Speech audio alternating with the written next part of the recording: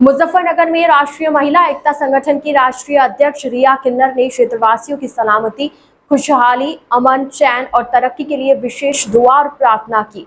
इस दौरान बड़ी संख्या में लोगों ने हाथ उठाकर क्षेत्र में सुख, शांति, भाईचारा और इंसानियत कायम रखने की कामना की। रिया किन्नर ने कहा कि जनता के प्यार और विश्वास ही उनकी सबसे बड़ी ताकत है और वो हमेशा समाज के हर वर्ग के साथ खड़ी रहेंगी। उन्होंने युवाओं के बेहतर भविष्य, गरीबों की मदद और समाज में भाईचारा बनाए रखने की अपील की। कार्यक्रम के दौरान माहौल श्रद्धा और सकारात्मक ऊर्जा से भरा दिखाई दिया। लोगों ने रिया किन्नर की इस पहल को समाज में प्रेम, एकता और इंसानियत का संदेश देने वाला कदम बताया। ITN नेशनल की इस न्यूज पर आपकी क्या है राय, कमेंट करके जरूर बताएं। साथ ही चैनल को सब्सक्राइब जरूर करें। जी, आपका नाम? मेरा नाम रिया किन्नर है और मैं राष्ट्रीय अध्यक्ष हूँ राष्ट्रीय महिला एकता संगठन की, प्रदेश प्रवक्ता हिंदू रक्षा दल। अध्यक्ष जी, आप धुएं पे बैठे हैं, क्या मनोकामना है, किस तरीके से परिश्रम कर रहे हैं आप? जैसे अभी नौतपा चल रहा है। नौतपा मीन्स जो हमारा सूर्य वो 90 डिग्री में रहता है और सबसे ज्यादा भीषण गर्मी पड़ती है। और ये जेठ का महीना है। हमारे जो हिंदी में कैलेंडर रहता है उसमें जेठ बोला जाता है। तो जेठ का महीना है। जेठ के महीने में सभी तपस्या करते हैं, हम भी कर रहे हैं। हम इसीलिए कर रहे हैं क्योंकि हम जो मेरा बधाई क्षेत्र है पुरकाजी और उसके आसपास के गांव, उसमें जितना भी मेरा जजमान है वो अच्छा रहे, जिसके बच्चे नहीं उसके बच्चे हों, और अगर किसी के घर में दुख तकलीफ है तो उसकी दुख दर्द दूर हो। और उन्हीं की मंगल कामना के लिए, अपने जजमान की मंगल कामना के लिए मैं ये 7 गुना तपस्या कर रही हूँ ताकि उनका परिवार अच्छा रहे। कितने दिन तक ये रहेगी? कितना टाइमिंग क्या रहती है?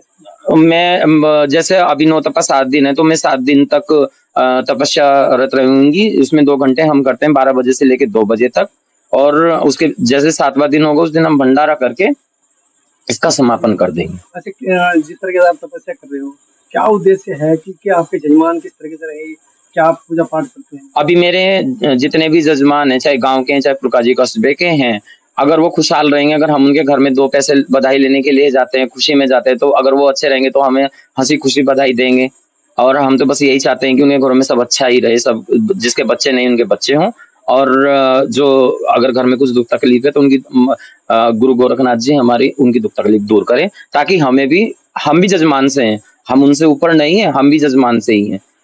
तो बस हम यही चाहते हैं कि बच्चों वालों के बच्चे हों और दुख तकलीफ को दूर करे। अच्छा अध्यक्ष जी, इतनी बड़ी गर्मी में आप धुएं पर बैठे हो, खुला आसमान है, क्या इतना कष्ट कैसे सहन कर लेते हो? अभी ये तो गुरु गोरखनाथ और मेरी वैष्णो माता, मेरी ज्वाला जी और मेरी मुर्गे वाली माँ जो मेरी कुल देवी है, उनकी कृपा है। उनकी कृपा ऐसे ही बनी रहे हम पे, ताकि हम भी जजमानों के लिए ऐसे ही तपस्या भी करते रहें और अपने सनातन धर्म को आगे बढ़ाते रहें। अगर हम तपस्या, अभी किन्नरों का जो इतिहास है वो बहुत प्राचीन है, हमारे पुराणों में भी है, हमारे वेदों में भी है। और शुरू से ही हम उसमें देव, दानव, गंधर्व, किन्नर का वर्णन मिलता है। तो वो भी जो पहले हमारे प्राचीन समय में थे, जब पुराणों में उनका वर्णन था, तो वो भी तपस्यारत रहते थे।